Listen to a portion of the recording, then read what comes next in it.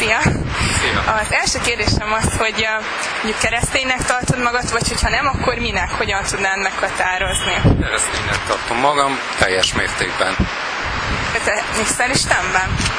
Természetesen, mivel keresztény vagyok. Igen? És milyennek képzeled el? Milyennek tartod? Milyen szempontból? Hát akár így tulajdonság, külső-belső tulajdonság, egy olyan... Mi jut eszedbe erről a szóról, hogy Isten?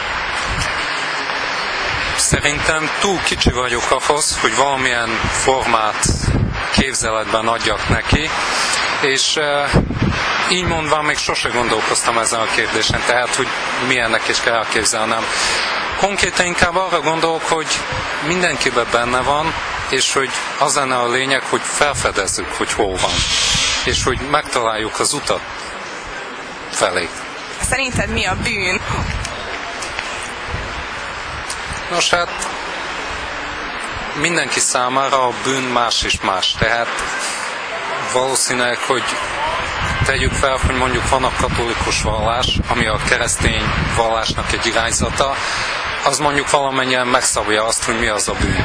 Nem értek egyet vele teljes mértékben, emiatt szerintem másképp kell értelmezni. Szerintem minden ember másképp értelmezi ezt. Te mit mondasz bűnnek, vagy te hogyan fogalmaznád meg, hogy neked mi a bűn?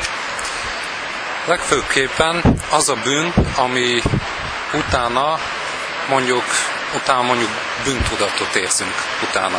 Tehát így tudnám megfogalmazni. Néhány példa, mondjuk ölni, gyilkolni, kirabolni valakit, mondjuk. Szerinted Isten mit szól a bűnhöz? Mondjuk szigorúan veszi, vagy úgy mi a hozzáállása? Nem tudok véleményt mondani ez ügyben. Tehát én azt mondanám, hogy nem ezen múlik, hogy Isten hogy áll hozzá, hanem hogy az emberek hogy állnak hozzá.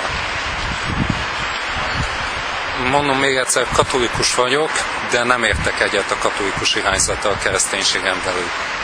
Tehát inkább az eredeti keresztény vallást vallom. Szerinted mi történik az emberrel a halál után? Nagyon örülnék, ha megtudnám. Amíg még élek. Ez miért fontos szerinted? Miért szeretnéd meg? Csupán kíváncsi vagyok.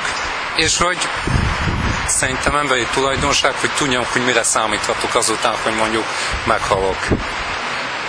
Aha. És az utolsó kérdésem az lenne, hogy szerinted miről szól a kereszténység, amit te annak érzel? Mi a lényege az egésznek? A kereszténység egy vallás egyrészt, és másrészt szerintem ez egy erkölcsi törvénygyűjtemény, illetve dogmák, meg erkölcsi szabályok, amik szerint az ember élhet, ha úgy akarja. Illetve ezek szerintem lehetőséget adnak, hogy az ember adott módon éljen, és megkönnyítik adott döntések meghozatalában.